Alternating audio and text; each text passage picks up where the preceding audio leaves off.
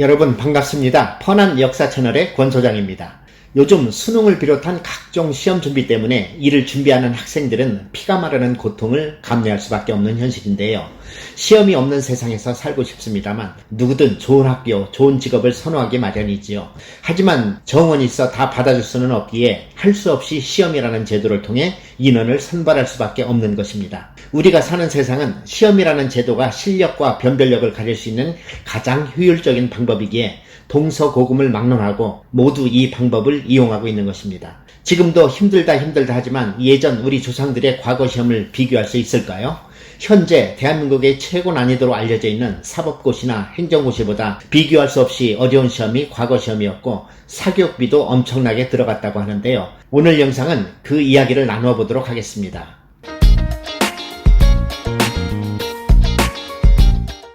삼국시대에는 과거시험이라는 게 아예 없었고 혈통에 의해 진출하였으며 고려의 광종 때에 이르러 처음으로 과거제도를 도입하게 되었지만 음서제도라고 해서 끝발있는 귀족들의 자제들이 이어서 요직을 차지하는 관행은 여전히 없어지지 않고 계속되었고 묵과시험은 아예 없었습니다.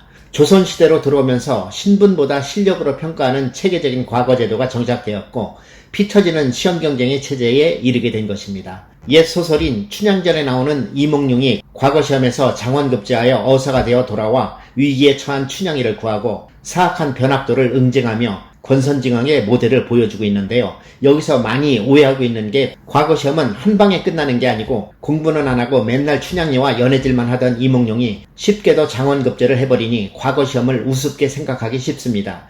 이는 재미를 가미한 허구소설이고요. 실제는 전혀 아니었습니다. 과거시험은 속과와 대과로 구분되어지는데 속과에 먼저 합격해야 대과를 볼 수 있는 자격이 생기는 것입니다. 즉 속과는 예비고시고 대과는 본고시라고 보시면 되겠습니다. 속과에 합격하면 유일한 국립대학인 성균관에 입학할 자격이 부여되며 그곳에서 본게임인 대과시험을 준비하게 되는 것입니다. 과거시험은 문과, 무과, 생원 진사시, 잡과로 나눠지는데 문과는 그야말로 최고로 치는 문관 관직에 진출할 수 있는 관문이었고 일단 합격하면 상위권 성적이 아니더라도 6품 이상의 당하관까지는 무난히 올라갈 수 있었으며 무과는 군인인 무관으로 진출할 수 있었으며 생원 진사시는 생원, 진사라는 일종의 학위를 주는 시험으로 관직에는 진출하지 못했습니다.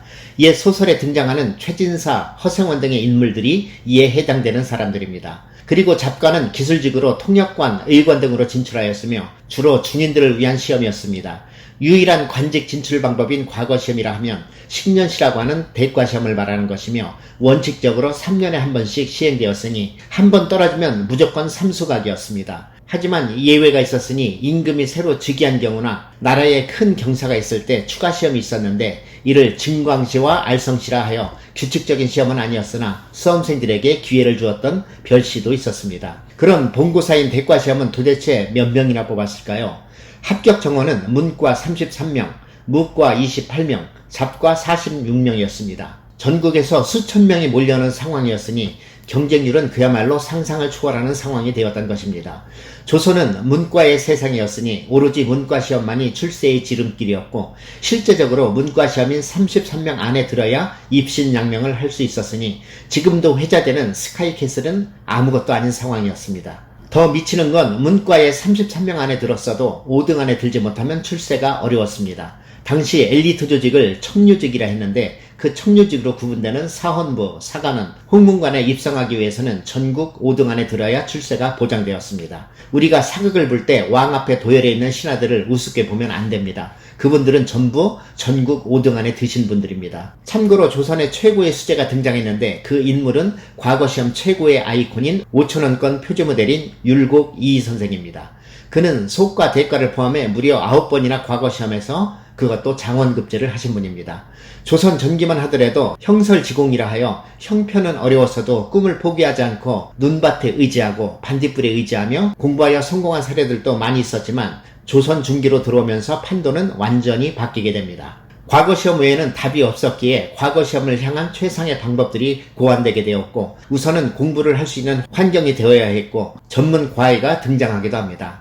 자료에 의하면 과거 합격을 위해 썼던 비용이 지금의 화폐 가치로 한 달에 3천만 원가량이 들어갔다는 기록이 있습니다. 그리고 과거 시험 재수기간이 보통은 20년 정도였다고 하고 그나마 합격한다면 행운이었고 아버지와 아들이 함께 과거 시험 준비를 하는 예는 허다하였고 심지어는 할아버지와 아들과 손주가 함께 과거 시험을 준비하는 웃지 못할 해프닝도 벌어졌다고 합니다. 재밌는 얘기로 윤석열 대통령도 사법고시 합격을 위해 구선하였다고 하니 만일 매년 시행되는 사법고시가 3년에 한 번씩 있었다고 가정한다면 도대체 몇 년이 걸렸을지 계산이 안 됩니다.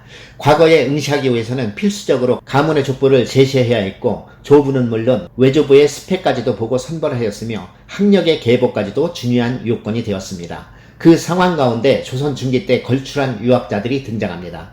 태계 이황, 남명 조식, 율곡 이이 같은 걸출한 유학자들이 등장하면서 그 유학자들의 제자임을 자처하며 무리를 만들어 등장한 것이 바로 서원입니다. 서원 출신 중 먼저 과거에 합격해 관료가 된 사람들이 후배들에게 그 노하우를 전수하며 쪽집게 과외가 만들어지니 이것이 바로 조선판 스카이캐슬이 되는 것입니다. 그 서원의 개수가 전국에 2,000개가 넘었다고 하니 요즘으로 비유하면 인맥, 학맥, 정치적 그룹을 형성하는 사설교육업체가 난립하며 재력을 앞세운 금수저들의 모임이 조성되었다고 볼 수 있겠습니다. 이 서원의 문제점이 점점 더 사회적 문제가 되면서 영조 때와 흥선대원군 때 대대적인 서원 철폐의 개혁을 시도하기도 했습니다만 조선 후기로 들어서며 이 과거제도는 점점 더 치졸한 형태의 비리가 뒤엉킨 진흙탕으로 변질되는데요. 실력이 안 되면 포기하면 되는 일인데 인간의 욕심이 그렇게 안 되는 모양입니다. 한 예로 인조 때 과거 시험에 채점자였던 신음이라는 학자는 답안지를 채점하였는데 기존의 문장을 그대로 베껴 쓴 답안지가 반수가 넘었다는 기록이 있습니다. 그리고 시권이라 해서 과거 응시자들의 명문 답안들이 시중에 유통되기도 했다고 합니다. 시험 문제에 족보가 있었다는 말인가요? 김홍도가 그린 지방향시라는 그림을 보면 시험장에서 여러 명이 함께 모여 논의하며 시험을 본다든지 또는 답안지를 훔쳐본다든지 하는 해학적인 장면들이 묘사되어 있는데요. 더 웃기는 건 시험장 문이 열리면 서로 명당 자리를 차지하기 위해 어깨를 밀치며 뛰어갔다고 합니다. 그 난리통에 엎어져 압사당한 사람도 여러 차례 있었다고 하는데요. 명당 자리가 도대체 어딜까요? 명당 자리는 바로 담벼락 옆이었습니다. 왜냐하면 담 밖에서 답안지가 날라와 그것을 보고 그대로 썼다는 거 아닙니까? 컨닝 페이퍼는 기본이고 남의 답안지에 자기 이름을 써놓는 등 인간이 할 수 있는 부정행위는 다 등장했다고 보시면 될 것 같습니다. 아니, 그 시험장에는 감독관도 없었나요? 아니면 부정행위를 보고도 묵인해줬다는 말인가요? 그 현장에 가보지 못해 실체를 알 수는 없습니다만 참 이해할 수 없는 상황들이 아닌가 싶습니다.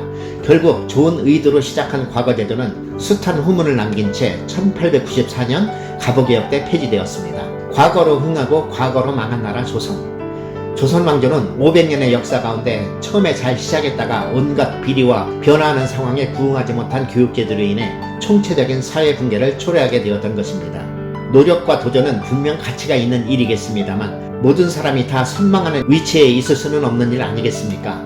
다양한 직업군이 많은 시대이니 능력에 맞는 각자의 분야에서 열심히 노력하면 그 못지않은 성공을 거둘 수 있는 세상이고 그 가운데 우리는 얼마든지 행복한 삶을 누리며 살 수 있다고 확신합니다. 지금 이 시간에도 사회 각 분야의 주역이신 당신을 응원합니다.